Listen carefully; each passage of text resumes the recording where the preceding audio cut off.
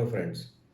तो आज का मुद्दा ये है कि जस्ट एक एग्जांपल लेते हैं। आप कहीं जाने की प्लानिंग करते हो, आप फ्लाइट की टिकट बुक करते हो, होटल्स को बुक करते हो, तो सबकी एक पॉलिसी होती है कि आप इतने दिन से पहले आप कैंसिल कर सकते हो तो आपको पूरा रिफंड मिलेगा, इतने दिन में करोगे तो इतना रिफंड मिलेगा। सो एक सर्टेन अमाउंट ऑफ परसेंटेज वो फिक्स रखते हैं, चाहे वो डोमेस्टिक एयरलाइन हो, चाहे वो इंटरनेशनल एयरलाइन हो, कहीं का भी होटल हो, या और भी किसी भी तरह की इस तरह की जो टूरिंग से रिलेटेड सर्विसेज होती हैं वो आप बुक करते हो।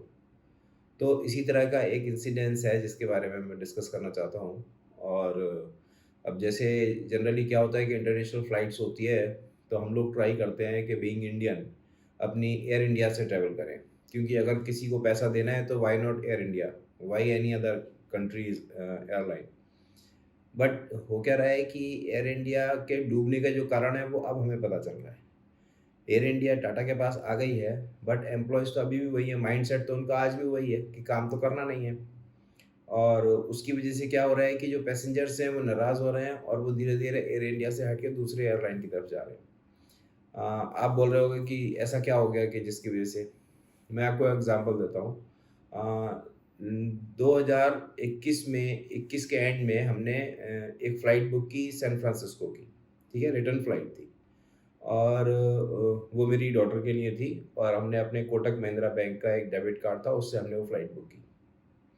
फ़्लाइट बुक करने के बाद में उसने ट्रैवल किया और सैन फ्रांसिस्को चली गई, बट वो कोविड वगैरह और ये सब जो सिचुएशंस थी, तो उसका फ़्लाइट का रिटर्न जो था उसका वो उसने कैंसल करा दिया। तो उसने बेसिकली क्योंकि हम इंडिया में हैं तो उसने हमें कॉल किया कि मैं नहीं आ पाऊँगी क्योंकि अभी सिचुएशन ठीक नहीं है ट्रैवलिंग के लिए। तो हमने एयर इंडिया को फ़ोन किया और हमने उनसे बात की कि भई ऐसे-ऐसे है, हमें अपना रिटर्न या तो एक्सटेंड करना है या कैंसल करना है। तो उन्होंने कहा कि आप एक्सटेंड तो 1 साल तक ही कर सकते हैं, विदिन 1 ईयर आपको रिटर्न डेट लेनी पड़ेगी, जो कि पॉसिबल नहीं था। सो हमने ये डिसाइड किया कि ठीक है कैंसल करते हैं। तो हमने उनसे पूछा कि भई अगर हम इसको कैंसल करते हैं तो इसमें कितना रिफंड मिलेगा? तो उन्होंने समव्हेयर अराउंड 25,000 रुपीज़ बोला कि आपको इतना रिफंड मिलेगा। तो हमने उनसे पूछा कि रिफंड कैसे करोगे आप? तो बोले जहाँ से आपने बुक किया है उसी अकाउंट में पैसे जाएँगे। तो हमने कहा कि भई ये सारा डिस्कशन जो हुआ है ये उनसे हुआ है नवंबर में। तो हमने उनसे कहा कि भई वो तो हमने जुलाई में अकाउंट बंद कर दिया। तो जो लड़की थी जिससे एयर इंडिया में हम बात कर रहे थे, उस लड़की ने कहा कि सर अगर आपने अकाउंट बंद कर दिया है तो जब आपका टिकट कैंसल होगा तो आपको एयर इंडिया से कॉन्टैक्ट किया जाएगा। तो हमने कहा ठीक है, ये भी समझ में आता है कि भई अगर एयर इंडिया आपको कॉन्टैक्ट कर रही है और वो आपसे पूछती है कि आपका पेमेंट कहाँ ट्रांसफ़र करना है, तो नथिंग लाइक इट। तो देखने में सब कुछ बहुत सिंपल था, इसमें कोई मिस्ट्री नहीं थी और जनरली होता भी ऐसे ही है। अ, जब आप रिफंड के लिए जाते हो तो या तो ओरिजिनल मोड ऑफ पेमेंट में जाता है या वो आपसे वेरिफ़िकेशन करके आपको दूसरे अकाउंट में ट्रांसफ़र करते हैं, तो ठीक है। हमने उनके मेल का हम वेट करते रहे। 10 दिन, 15 दिन, 20 दिन, 25 दिन, 30 दिन, इसी तरह से करीब डेढ़ महीना निकल गया। जब काफ़ी समय हो गया तो फिर हमने उनको फ़ोन करना शुरू किया। जब हमने उनको फ़ोन किया तो बोले कि आपका तो 12 नवंबर 2022 को हम ऑलरेडी पैसा वापस कर चुके हैं। तो हमने कहा भई आपने तो हमसे बैंक की डिटेल ली नहीं, तो आपने पैसा कैसे वापस किया? तो बोलते हैं कि हमने आपके बैंक अकाउंट में ये डेबिट कार्ड नंबर है, इसमें हमने आपको पैसा भेज दिया। तो हमने उनसे कहा कि भई ये तो हम आपको ऑलरेडी बता चुके हैं, कि ये अकाउंट तो हम 6 महीने पहले बंद कर चुके हैं, तो उसमें तो पैसा जा नहीं सकता। बोले नहीं आप अपने बैंक से बात करो और ऐसे-ऐसे है और हमने उनको पैसा भेज दिया। तो ऐसे में आप क्या करोगे? सीधा बैंक जाओगे। तो अब वर्किंग क्लास के लिए ये भी एक चैलेंज है कि भाई बैंक जाना है ऑफ़िस छोड़ के।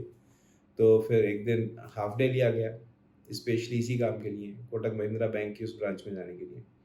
वहाँ गए तो बैंक मैनेजर से बात हुई, बैंक मैनेजर ने कहा कि नहीं बैंक अकाउंट अगर बंद है आपका 6 महीने से तो उसमें कोई पैसा आ ही नहीं सकता।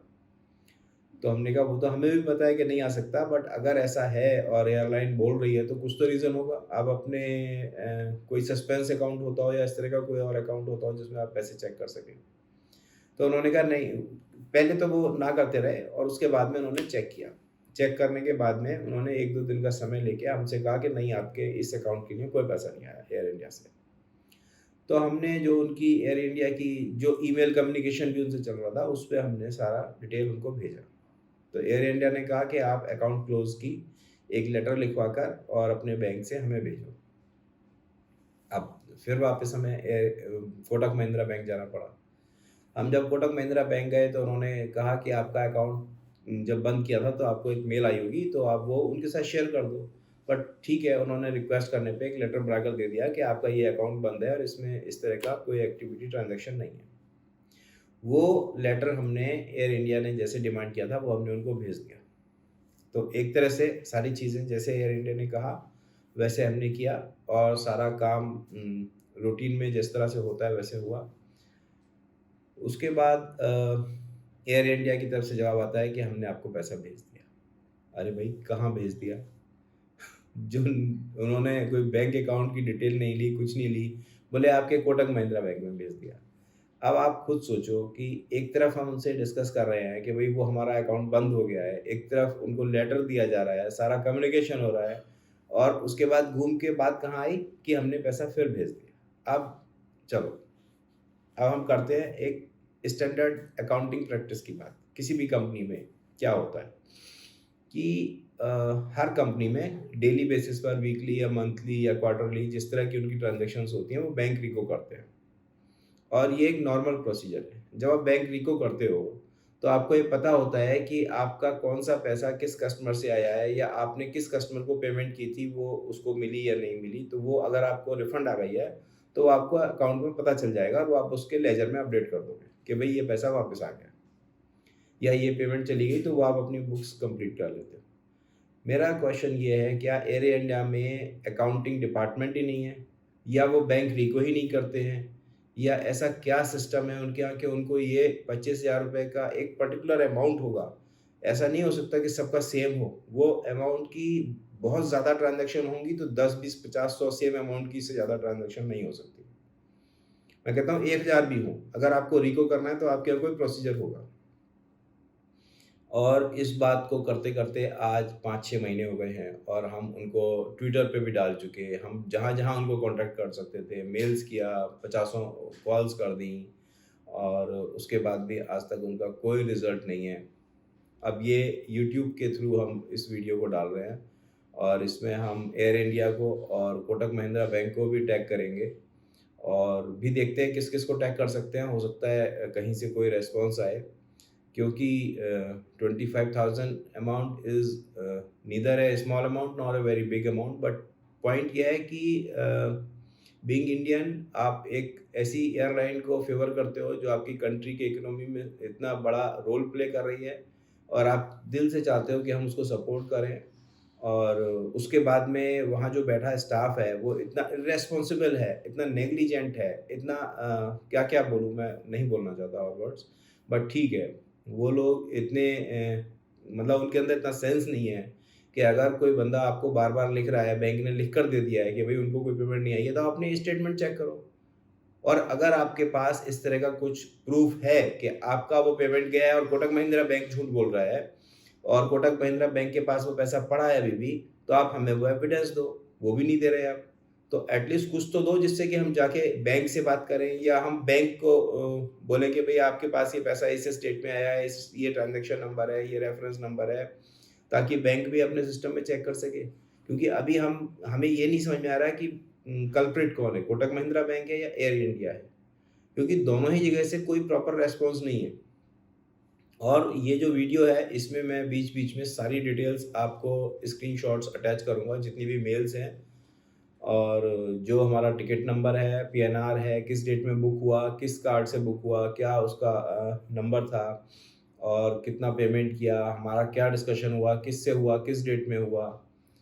अगर आप लोग के पास टाइम हो कोटक महिंद्रा बैंक या एयर इंडिया के किसी के भी पास और वो इस चीज़ को चेक कर सकें, तो मैं बहुत शुक्रगुज़ार रहूँगा आपका।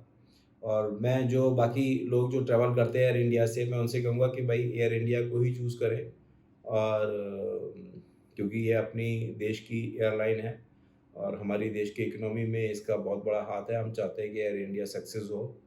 अ, बाकी तो ये है कि अगर पैसा नहीं मिलेगा तो थोड़ा-सा बुरा लगेगा, क्योंकि इतने दिन से उसके पीछे पड़े हुए हैं और एक कमिटमेंट थी एयर इंडिया से। तो ठीक है, चलिए अब जैसा भी होगा, अब हमारी इस वीडियो का क्या रिस्पॉन्स आता है देखते हैं। और अगर आपके साथ भी कोई इस तरह का सिमिलर केस हुआ हो, तो आप कमेंट में बताएँ, और आपने अगर उसका कोई सॉल्यूशन मिला और आप वो पैसा रिकवर कर पाए एयर इंडिया से, तो प्लीज़ हमें बताएँ। किसको कॉन्टैक्ट करें या कौन रिस्पॉन्सिबल बंदा है जिससे हम बात कर सकते हैं, या हम उसको मेल लिख सकते हैं। तो बहुत हेल्प होगी। Thank you very much. Bye.